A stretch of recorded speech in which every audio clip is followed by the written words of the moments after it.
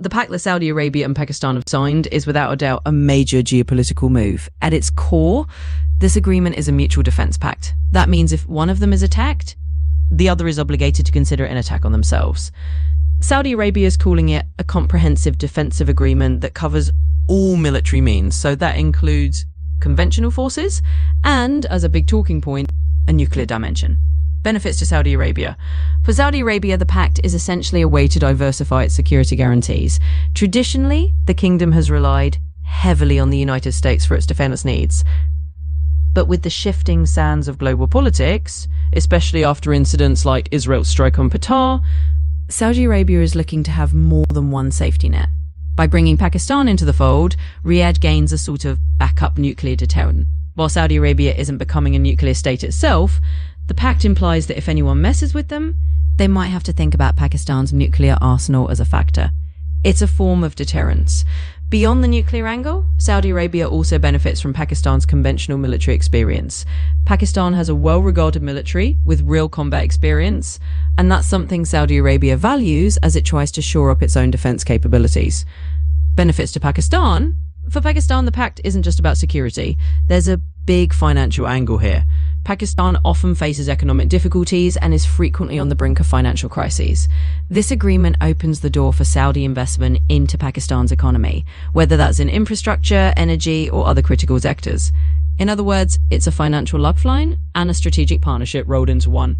There's also a strategic dimension related to Pakistan's ongoing rivalry with India. Now, if India were to escalate tensions with Pakistan, the pact suggests that Saudi Arabia would have to at least nominally be in the equation. That complicates things to India, which has been improving ties with Gulf states like Saudi Arabia in recent years. The World War III hypothetical?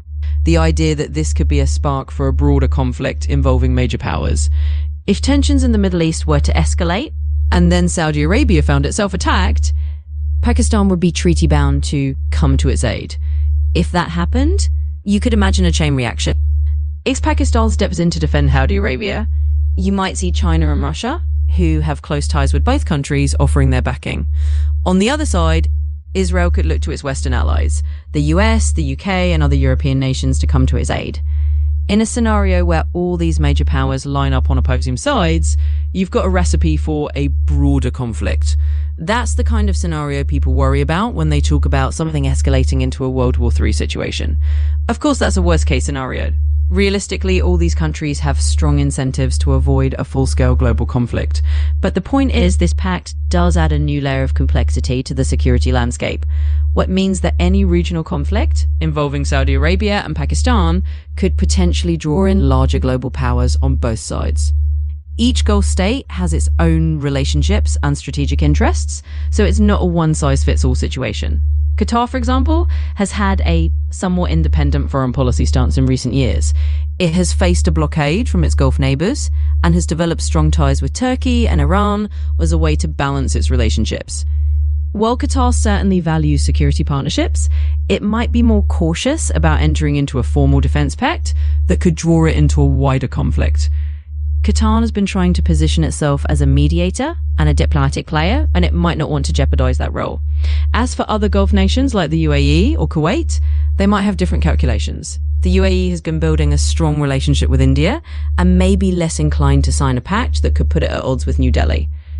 Kuwait, on the other hand, has historically been more cautious and might prefer to rely on broader Gulf Cooperation Council frameworks rather than a bilateral military alliance with Pakistan.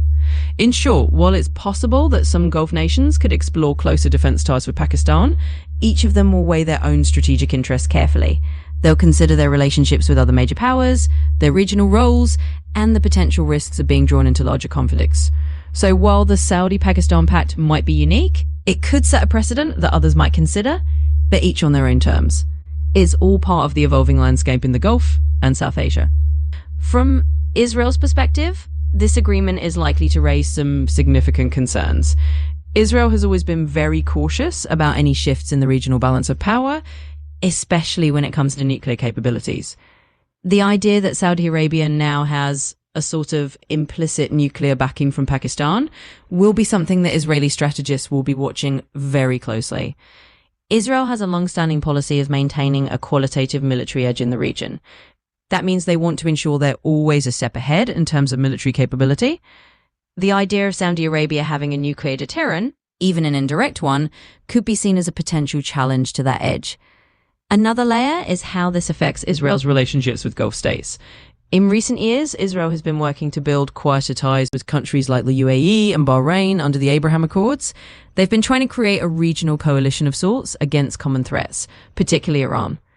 Now, with Saudi Arabia moving closer to Pakistan in this way, it might introduce a new element of uncertainty.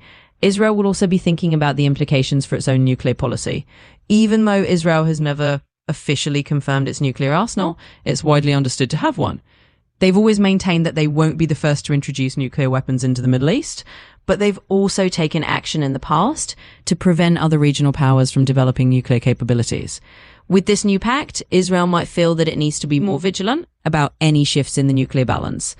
They'll be watching closely to see if this agreement actually leads to any concrete changes, like the deployment of Pakistani military assets or deeper cooperation that could alter the strategic equation. In short, Israel is likely to see this pact as a development that warrants caution and close monitoring. It doesn't mean immediate conflict, but it does add another layer of complexity to the already intricate web of Middle Eastern geopolitics. Historically, Israel has shown that it is willing to take action to prevent potential adversaries from acquiring nuclear capabilities. For example, they've conducted strikes on nuclear facilities in Iraq in the 1980s and in Syria in the 2000s, and there have been allegations of covert operations targeting scientists in Iran. When it comes to Pakistan, it's a slightly different scenario. Pakistan is already a nuclear-armed state and has been for decades, so it's not a case of trying to prevent them from going nuclear. They're already there. What Israel would be more concerned about is the transfer of nuclear technology or know-how to other countries in the region, particularly Saudi Arabia. As for directly targeting Pakistani nuclear scientists, that would be a very high-stakes move. Pakistan is a large, well-armed country with its own strong military and intelligence capabilities. Any such action would carry enormous risks of retaliation and escalation. It's not out of the realm of possibility that Israel would try to gather intelligence and keep a very close watch on any Pakistani experts who might be involved in supporting Saudi Arabia's military or nuclear ambitions. But outright targeting would be a very extreme and risky step. In reality, Israel might prefer diplomatic or indirect means of ensuring that any nuclear cooperation stays limited. They might rely on international pressure, work with allies like the US, or use intelligence gathering to make sure they have a clear picture of what's going on. In short, while it's not impossible to imagine Israel taking covert steps to monitor or limit nuclear proliferation, directly targeting Pakistani nuclear scientists would be a very drastic and unlikely scenario given the risks involved.